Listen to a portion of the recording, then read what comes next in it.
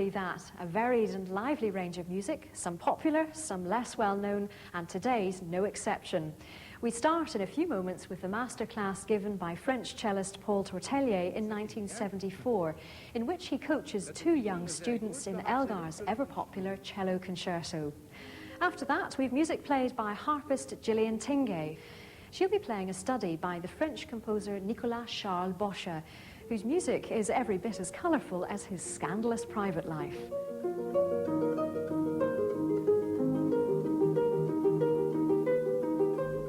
But first, Paul Tortelier, a remarkably fluent teacher, alive with ideas and full of useful anecdotes. Just occasionally, though, he could be quite direct and even outspoken. When I met Rodney Greenberg, who directed the masterclass for television, I asked him how the students reacted to Tortelier's style. Emma Ferrand, who was this wonderful cherubic-faced creature with wonderful long blonde hair, playing very coolly the Elgar Concerto, he suddenly said, "Your playing is wonderful, it's immaculate. It's maybe too immaculate. You look like a virgin." And her eyebrows just go up to the ceiling. And he carries on in making the point that sometimes you have to draw more out of a student, and he was there to show them that there was much more to the music than they were giving. He would also say to maybe a student, you have good technique, but you need to learn more, you need to read more about the composer, you need to bring out more of the time that he was living and see how the music related to that. Some of the comments were outrageous, what we would describe as being politically incorrect. He wouldn't get away with that nowadays, would he? Yes, you see, we tend to think of Paul as the archetypal French maestro, like Berlioz or somebody representing his country. He had a love-hate relationship with Paris, which actually came out in these programs. For a time of it in his life, he went to live in Essen, and he became very anti-French in a way. And I remember him on one of the programs, you'll see him saying, I think again to Emma Ferrand, "What you've just played," he said, "is beautiful. People don't realize that from the time of the cavemen, it has taken us all these centuries to develop so that you can give us this beauty." People may say to you, "Oh, in Paris, what you do? You play the cello?" Oh. He was very dismissive about them. He said, maybe they think we just spit on it. They don't realize that we've spent our lives learning how to produce this beauty. You mentioned Emma. Who else took part in the programme? She was called Elizabeth Ramsay, Scottish cellist. And she had actually studied with Paul, and so this was not an unknown quantity to him when she started playing the Elgar. And her problem was, as he said, Lise, he called her Lise, the problem with you is when people get nervous, they normally speed up. With you, you slow down. And the music just goes slower and slower. You're like a car that's trying to get into gear, but it's always got more weight than it can pull. So please just play confidently. Don't let it slow down. Don't overdo it. You are very convincing. Believe me. And it was wonderful, this chemistry between this man who was desperately trying for once to get a student to go quicker rather than slower because she was slightly nervous. The Elgar Cello Concerto had a special place in Paul Tortelier's heart because it was playing this work that he won first prize at the Paris Conservatoire in 1930, aged just 16. By the way, this concerto has also won enormous popularity through the recordings of one of Tortelier's own pupils, the late Jacqueline Dupré. Elgar wrote his cello concerto just after the First World War, and it has a distinctly autumnal feel about it. He was in his 60s, and it turned out to be the last substantial work he completed, even though he lived another 15 years. It certainly has difficulties to stretch any young cellist, but Elgar was a string player himself, and he understood exactly what was and wasn't possible. So, no excuses there. Paul Tortelier's masterclass on Elgar's cello concerto begins with Elizabeth Ramsay playing part of the first movement.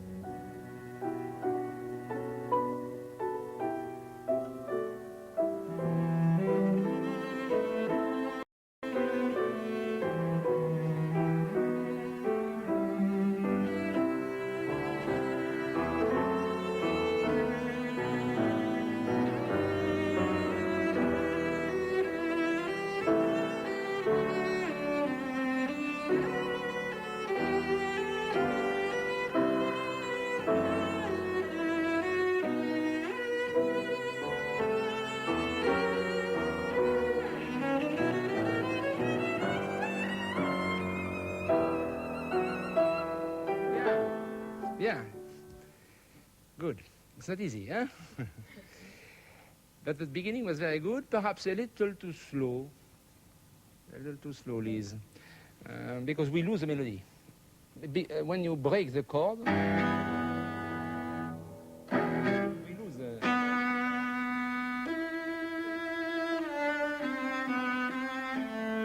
Generally speaking, you complicate the situation for yourself by playing too slow. If you let it go everything, you can play 10 times better. Even the ending. You know, you're like somebody who needs air, and instead of opening the window, he closes more. You close on yourself. I have frankly this impression. Will you do the beginning? And manage to have the melody and break the chord quickly, as a guitarist would do. He sings and plays the guitar at the same time. So he can have the melody and accompaniment. We must manage that.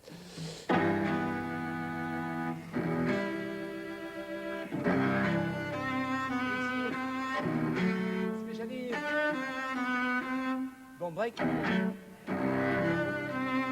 the beginning.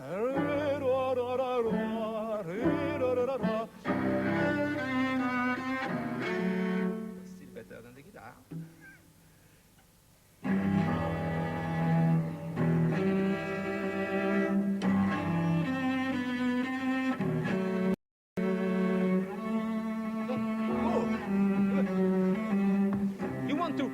You are like a man who wants to lift something heavier than he can lift. You know, even in the World Championship, there are categories. You know what I mean? Yes, yes. You don't make box a man of 12 stones, I don't know in stones, kilo, yeah? With a man who... So you are not a man of 12 stones, I don't know the stone, eh? So, anyway, it's too slow. When you hear...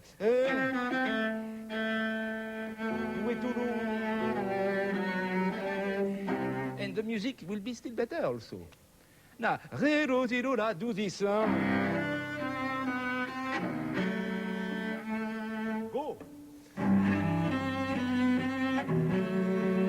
You see? You don't suffocate.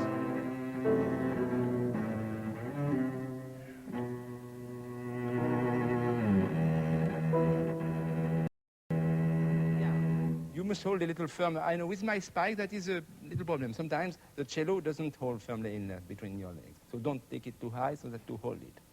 Good. Now, mademoiselle, would you be interested to do the contrast with your hair? You contrast with Liz. So you are just fit for this place.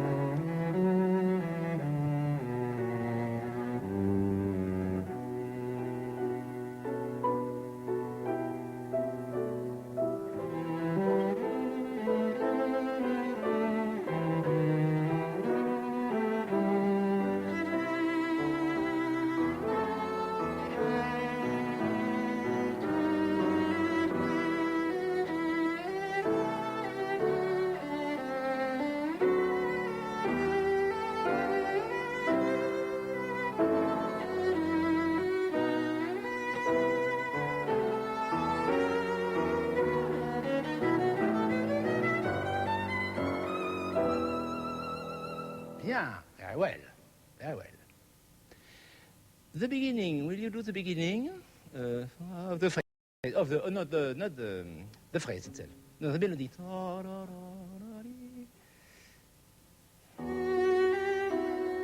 You see, it is too realistic. You play as if it was fa, sol, fa. fa, but it is fa. It is not a real chord like fa. We are not in D major. This sounds like D major. It should be play just one bar before. Listen.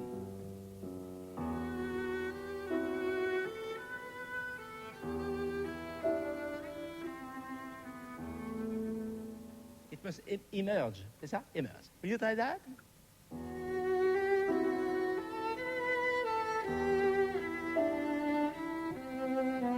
Very good. C'est ça. And the course of bow must be. Now, you are an immaculate person. You look like a virgin. And your playing must be immaculate. And even when you have a glissando, it is a little spot.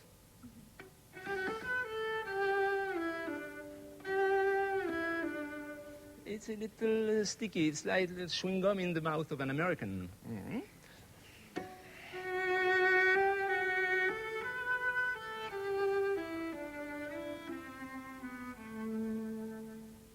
We really want fresh air, huh? Out of New York. Now, you have understood that. What is interesting, I want to give you another chance, please, about playing this ending, because you see, you must go ahead. Huh? You must go ahead. Play the end. Before, I mean, when it is fa, mi, c'est ça, c'est ça.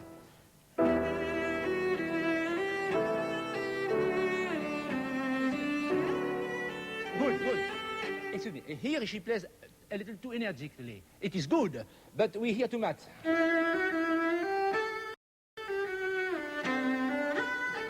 I make a caricature.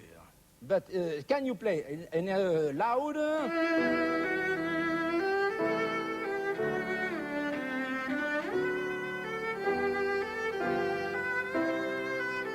Will you do that?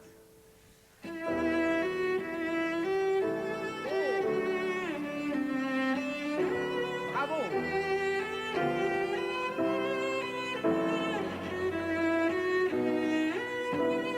Allez, go ahead. Allez, allez. You made it? You must remember that. When you are afraid, you go slower. Some people, when they are afraid, they go quicker. But when you are afraid, you go slower and you make it worse and worse. Now, you see the beautiful scale?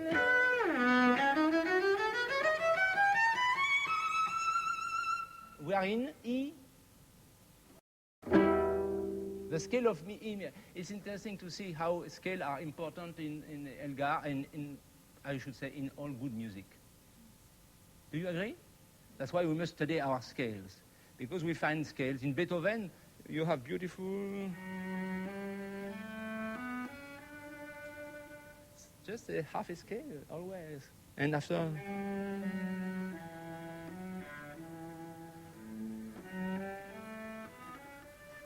Out of pure scale.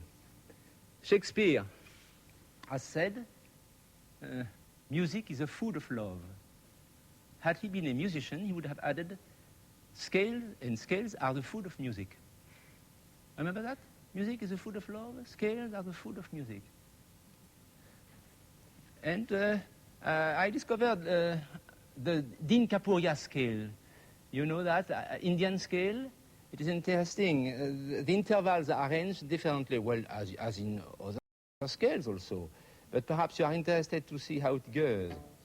This is Elgar scale.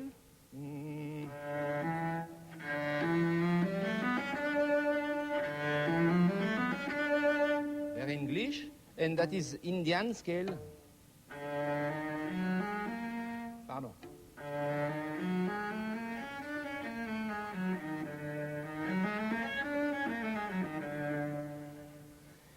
I like to emphasize that you have the root of the soul of a people, of a country, in the scale already. Don't be afraid to be English, don't be afraid to be Indian, because we want variety. If you are Greek, you do that. The old Greek, the noble Greek of the Antiquité. If you are Beethoven, you do... if you are Elgar, and if you are Indian, isn't it already musical? Music there already. We try Elgar. He lived in the time of Empire of India. He might have tried to bow to India and make the Indian scale instead of the Elgarian scale, English scale. Shall we try to do that? Yes. Take with me.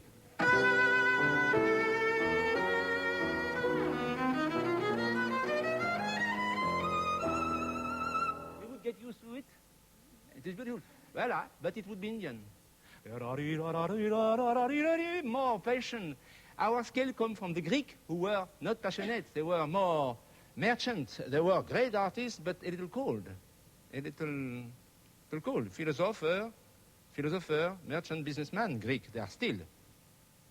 So, speaking of philosopher, now since we are at philosophy and scales, it's interesting to think about philosophers and composers. In their writings, philosophers teach us how to think. You must think this way about the world or God or what. But in their music, composers teach us how to love. It is a love lesson. Beethoven is pure love. Mozart is pure love. Schubert is pure love. I like that. Now let's go to the second movement. Extraordinary movement. I had my first prize in Paris with this movement, so I have a special affection for it. It's a good remembrance. Will you do that? Yes? The pin, yes? Like a wind?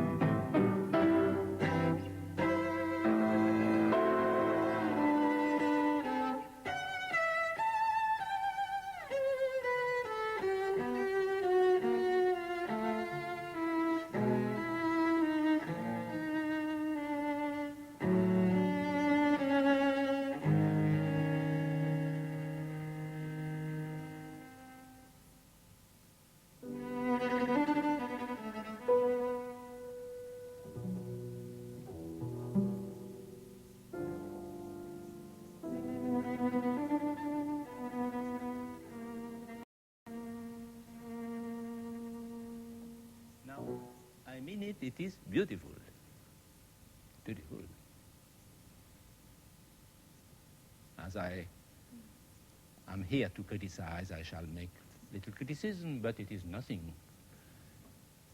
This artistry means millions of years of progress for the humanity since the time of cave, of prehistoire, to reach this beauty. If the people in the street would know that, what respect they would have for you, in France anyway.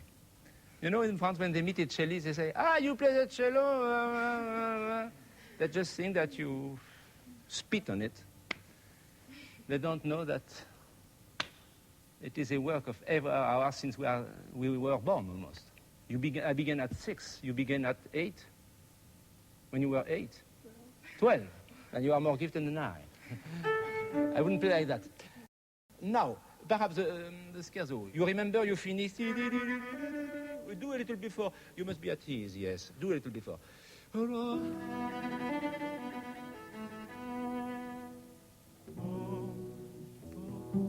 6 sensible.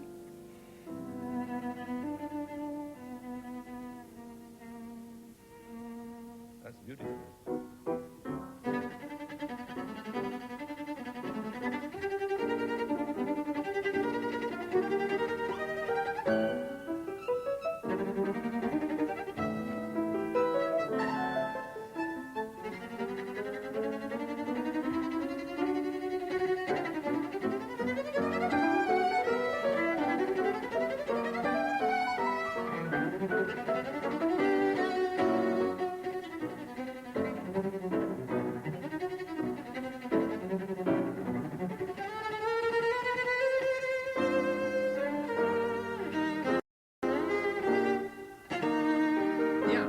Yeah, that's good.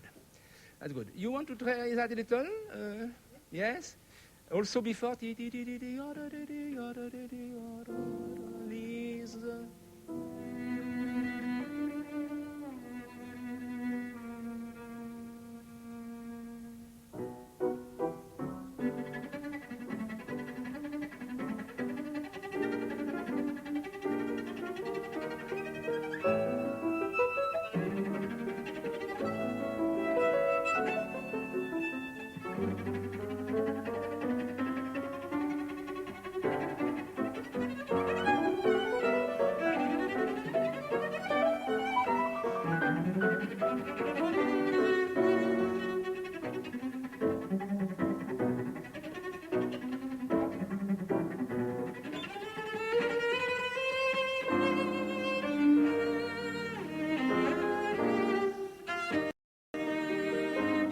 Bien. You are just lacking a little strength in your finger. You are perhaps cold now because you haven't played a few minutes. I have something to say to each of you. You are, it's good, very good. But your beginning is a little too realistic, with an accent, when you start. You see, and you start on the first thing. Could we have a start absolutely from the air? Let's try the beginning. Quicker.